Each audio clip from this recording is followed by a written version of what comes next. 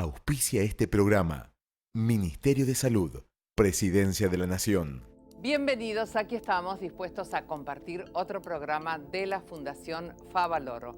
Vamos en esta primera parte a compartir el testimonio de Laura Reynoso. Y en el nombre de Laura, agradecerle a todos los que pasan por esta sección del programa, dando de una manera tan generosa un testimonio de todo lo sucedido en su vida, y que es impresionante con la devolución que tenemos a la cantidad de gente que ayudamos a descubrir cuál es el origen, a lo mejor, de su enfermedad. Así que escuchamos ahora a Laura Reynoso, que nos relata toda una cantidad de sensaciones que fue teniendo en su vida, de cansancio, y cómo se llega al diagnóstico de la hipertensión pulmonar.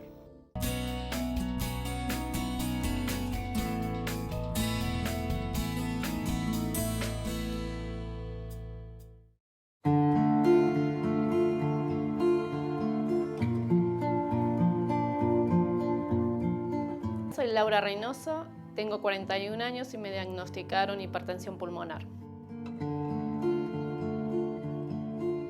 Mis primeros síntomas fueron mareos, muchas taquicardias, cansancio. No podía hacer ni unas compras porque me agotaba físicamente. Subir escaleras era imposible y mucho sueño, dolor de cabeza y agotamiento físico tremendo, que no podía estar. Yo me había quedado embarazada, estaba en el tercer mes de embarazo y le comenté esto a la obstetra, que no podía ni subir 2 escalones, que me agitaba. La obstetra me mandó a un cardiólogo, el cardiólogo me mandó a hacer un electrocardiograma, un ecodoppler, y una vez que estaban los resultados, me dijo que era una bomba de tiempo lo que tenía, porque a mí me habían diagnosticado una CIA. Laura es una paciente que se sigue en esta institución desde hace 5 o 6 años aproximadamente, que en el curso de su embarazo, a los 31 años de edad, le descubrieron una malformación congénita llamada comunicación interauricular. Terminó el embarazo sin complicaciones y unos meses después la intervinieron quirúrgicamente con el fin de cerrar esa comunicación interauricular, es decir, la comunicación entre la aurícula izquierda y derecha, y tiempo después de ese cierre comenzó a tener dificultad respiratoria, limitación en su capacidad de ejercicio, y es así como nos fue derivada a esta institución. Pronosticaron mi cesárea. A los 6 meses de vida de mi bebé me operaron a corazón abierto poniéndome un parche. Y bueno, mi vida cambió totalmente porque tuve que hacer reposo durante todo el embarazo, y mi cesárea fue médicos por todos lados, en todo el quirófano, cardiólogos, hematólogos, la partera, todo era increíble lo que fue mi embarazo.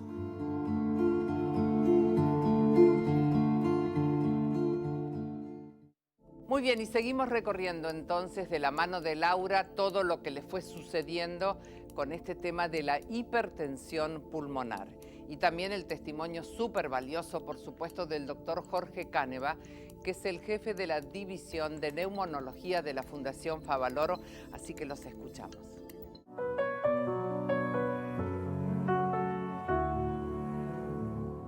Mi operación había quedado todo perfecto, los síntomas habían bajado. Un año después volvieron los síntomas, no tan fuertes, pero volvieron mis taquicardias, mis mareos, mis agotamientos. Yo decía que era después del parto, que había quedado así, había quedado muy flaca, y consulté a los médicos de la Fundación Favaloro. Laura padece hipertensión arterial pulmonar, que es un aumento de la presión en la arteria pulmonar, que es una arteria corta que va de la mitad derecha del corazón hacia los pulmones, y la subvariedad de esta hipertensión pulmonar es una cardiopatía congénita llamada comunicación interauricular. El recibir una mayor cantidad de sangre sufren los vasos pulmonares y genera una reacción inflamatoria de crecimiento de las paredes internas de esos vasos, ocluyendo, cerrando, y por lo tanto aumenta la presión en la arteria pulmonar y constituye lo que se llama una hipertensión arterial pulmonar. Me asusté muchísimo porque imagínate, tenía una beba de 6 meses y otra nena de 5 años y no eran muy buenos diagnósticos que me daban, no era una perspectiva de vida, cambió mi vida completamente.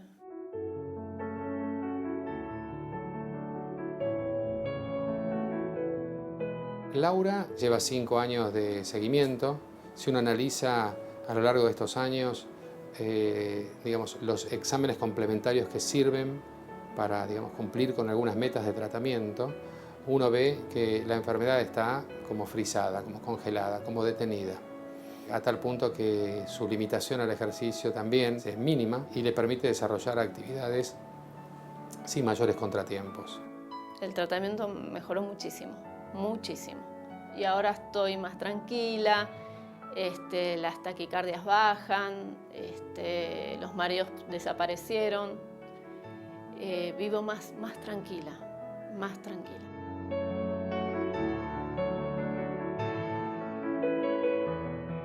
Yo a los pacientes les diría que paciencia, que tranquilidad, que sé que es duro, que uno se asusta porque el tema de las taquicardias, que uno no puede hacer mucho, se asusta, se bajonea, le da mucha tristeza, pero se puede y sé que va a llegar la cura pronto porque lo merecemos, porque somos muchos.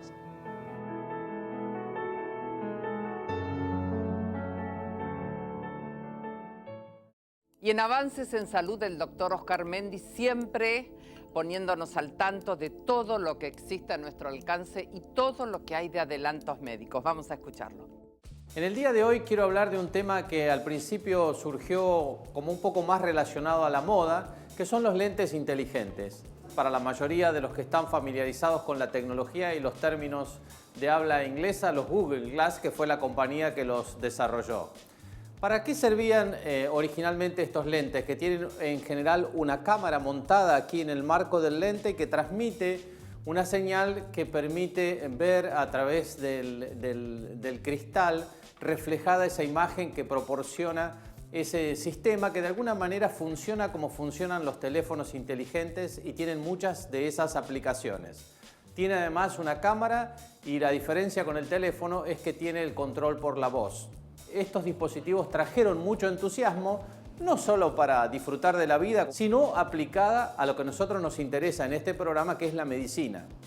Y así el New York Times, el diario famoso de los Estados Unidos, reflejó el año pasado en una nota bastante importante diciendo que los Google Glass habían ingresado al quirófano.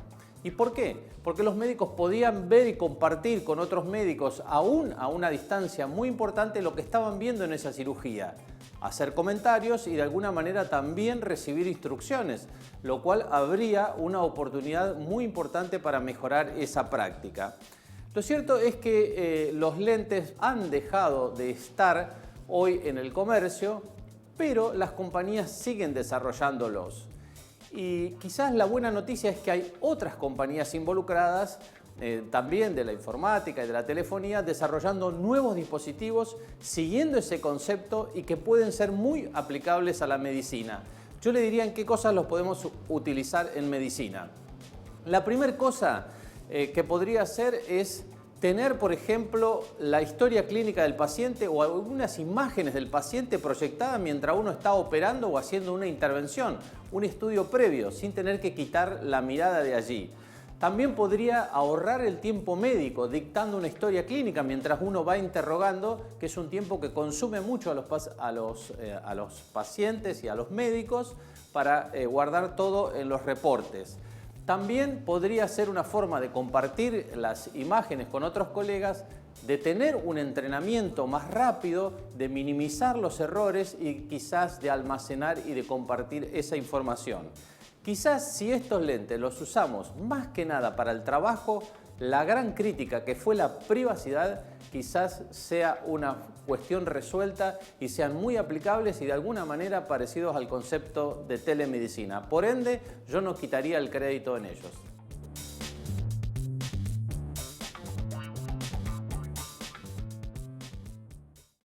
Siempre que hablamos de instituciones como la Fundación, sabemos que muchísimos recurren a ella, por supuesto, para sanar, para tratar de encauzar un tratamiento y para la opinión de los profesionales. Pero también es interesante toda la labor que hace la Fundación hacia la sociedad. En este caso, una jornada para la toma de conciencia de la diabetes.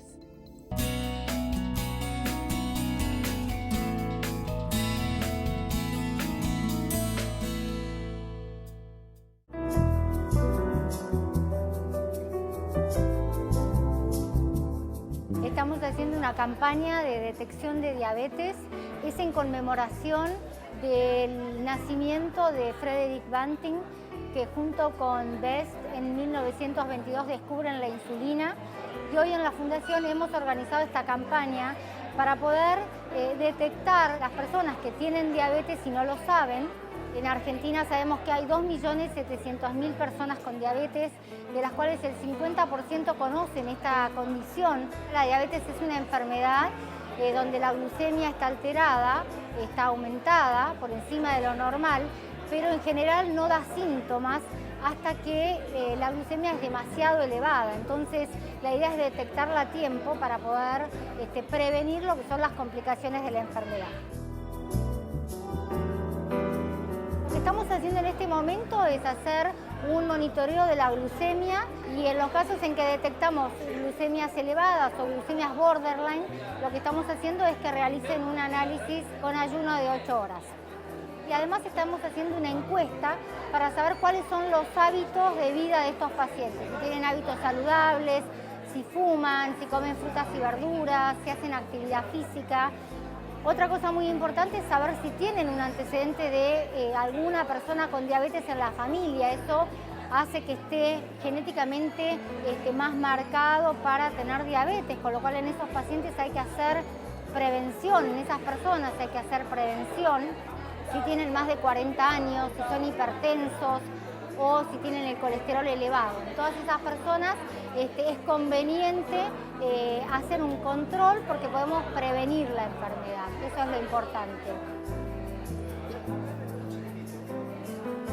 Un buen tratamiento implica un plan de alimentación saludable, actividad física regular durante por lo menos 150 minutos semanales, adherirse a la medicación, a lo que el médico le indique como drogas antidiabéticos orales o insulina, tener una buena comunicación y relación con el médico que lo está tratando, porque esta es una enfermedad crónica que sabemos que tratándose bien y adhiriéndose a todo el tratamiento, realmente los resultados son muy buenos. Llegamos a los objetivos que necesitamos para evitar justamente las complicaciones.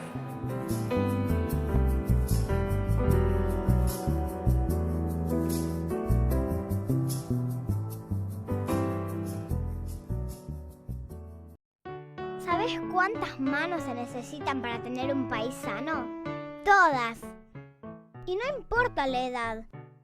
Las manos hay que lavárselas a cada rato para matar virus y bacterias que te pueden traer enfermedades.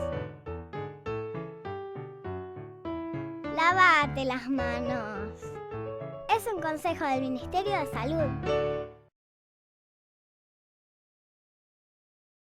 Nos llegan muchísimas preguntas sobre el tema del reflujo gástrico y realmente es importante porque es una porción muy grande de la población que lo sufre. Entonces, por supuesto, la respuesta está en un especialista, el doctor Adolfo Badaloni, quien nos habla del tratamiento. Primero, por supuesto, llegar al diagnóstico a través de todo lo que significa una endoscopía y después la posibilidad de una intervención quirúrgica. Lo escuchamos.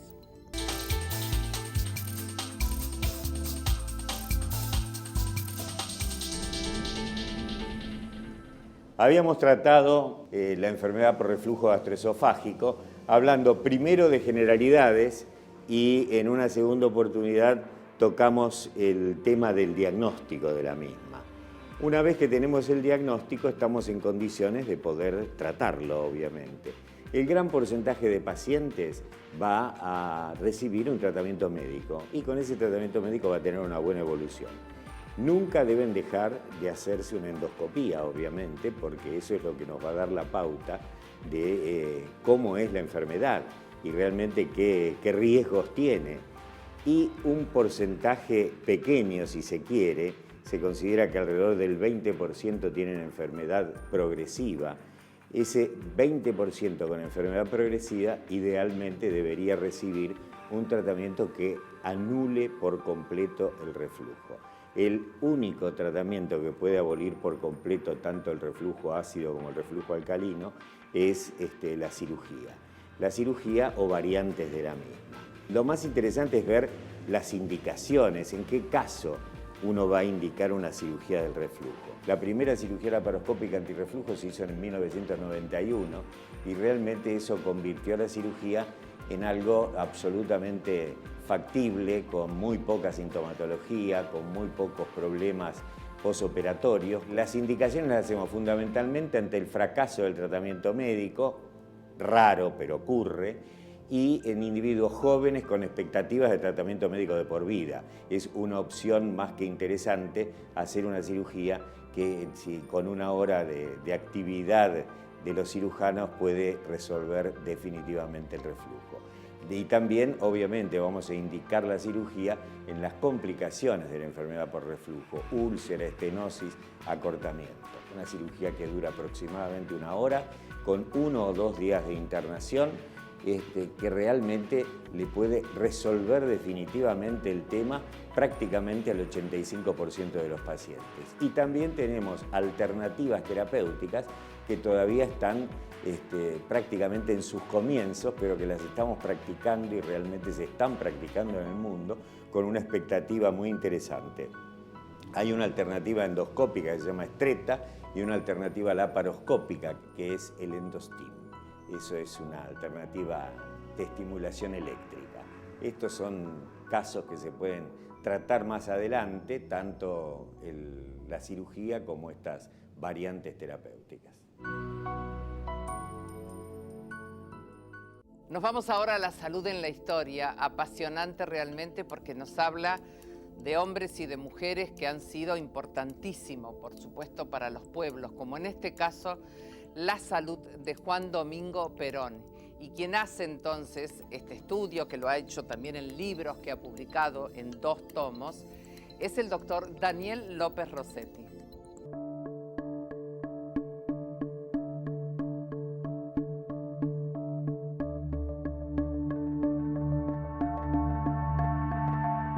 Esta historia clínica, la de Juan Domingo Perón, el expresidente Perón, es muy interesante en términos de relacionar emociones, estrés y la historia argentina. El expresidente Perón era un paciente cardiovascular y muere por una cuestión de orden cardíaca. Imaginemos, esto es una arteria coronaria. La arteria coronaria son las arterias que irrigan el corazón. El corazón tiene arterias que van de arriba hacia abajo como si fueran las coronas de un rey, por eso se llaman arterias coronarias. Yo voy a utilizar este caño de plástico para explicar lo que es una arteria coronaria. Esta arteria coronaria está completamente limpia. Con el tiempo se produce aterosclerosis. Usted conoce el término. Voy a colocar esta plastilina tapando la arteria coronaria y esto se llama aterosclerosis o placa de ateroma. ¿Qué sucede? Esta placa de ateroma a veces se rompe y cuando se rompe la sangre que pasa acá coagula. Cuando se coagula se tapa la arteria coronaria, no pasa más sangre y la parte de corazón que recibía sangre acá, al faltarle la sangre, sufre, le falta oxígeno y muere. Eso se llama infarto agudo de miocardio. La ruptura de esta placa de ateroma también tiene que ver con las emociones y el estrés. Y de hecho, así ha pasado en el caso del presidente Perón. ¿Cuándo se rompe esto? Ante condiciones de emociones negativas. De ese modo, en una emoción negativa, en estrés, en sufrimiento, en dolor, en ira, el cerebro envía información al corazón y aunque parezca mentira, vía hormonal, vía factores inflamatorios que están en la sangre, algunas sustancias que aumentan en la sangre, condiciona que se rompa esta placa y aparezca un infarto agudo de miocardio. En el caso de la historia clínica del presidente Perón, vamos a ver que hay 4 eventos de la historia argentina que se relacionan claramente con 4 eventos de la historia clínica y así podemos encastrar claramente el sufrimiento o el estrés en una repercusión clínica. ¿Quiénes son los actores en este caso? Obviamente el presidente Perón, lo que hemos vivido en el momento del regreso del general Perón a la Argentina y sus antecedentes cardiovasculares. Estamos hablando de un paciente masculino, fumador y con antecedentes de enfermedad cardiovascular. Vamos a ver en el próximo capítulo cómo se relaciona esto en la historia argentina con la historia clínica, la historia argentina y las emociones y el estrés del paciente Juan Domingo Perón. Llegamos a prestaciones y servicios y nos encontramos con la doctora Patricia de Rosa, quien nos relata la relación directa que hay en la obesidad en ginecología ante la imposibilidad del embarazo. Así que es bueno para saber también que la obesidad influye absolutamente en todo lo que tiene que ver con la vida de un ser humano.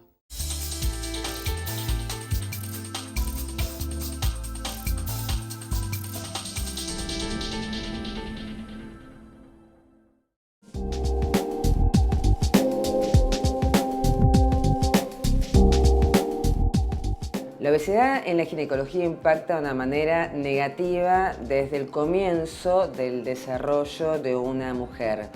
La obesidad se define por múltiples factores. Habitualmente lo que se toma, digamos, en la práctica médica habitual es lo que se llama índice de masa corporal. El índice de masa corporal es un coeficiente de división entre peso y altura al cuadrado. Eso más circunferencia de cintura y demás nos va a dar un parámetro de cuánta grasa visceral tiene esta paciente y de esa manera también darnos cuenta qué impacto metabólico puede tener en los tratamientos. Desde el punto de vista de la etapa reproductiva, que un paciente que es obeso en realidad tiene mayor incidencia a no tener una buena calidad de fertilidad. Lo que los médicos solicitan, de acuerdo a varios estudios realizados, es que intenten disminuir de peso hasta un índice de masa corporal relativamente normal a elevados. Se ha demostrado que todo tipo de tratamiento de fertilidad que se le puede realizar a este paciente va a tener mejores resultados que si el paciente tiene una obesidad.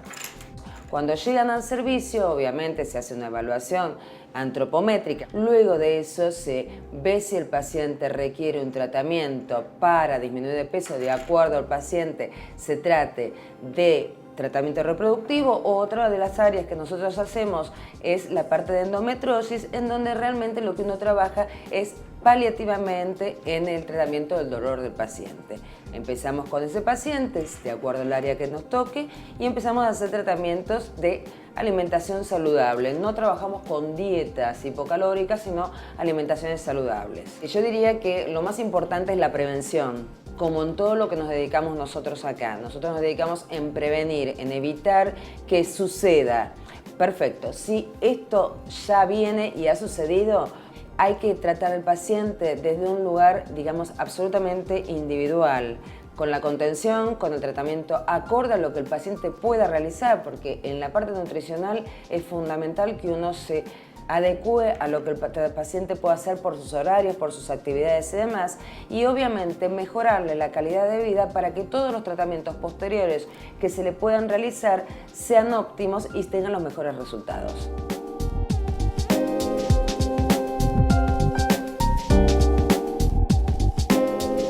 Llegó el momento de la despedida. Muchísimas gracias a Roberto Giordano, gracias a Casa Vecchia del Solar de la Abadía y principalmente gracias a ustedes por acompañarnos. Así que la cita es la próxima semana. Gracias, chao. Auspició este programa Ministerio de Salud, Presidencia de la Nación.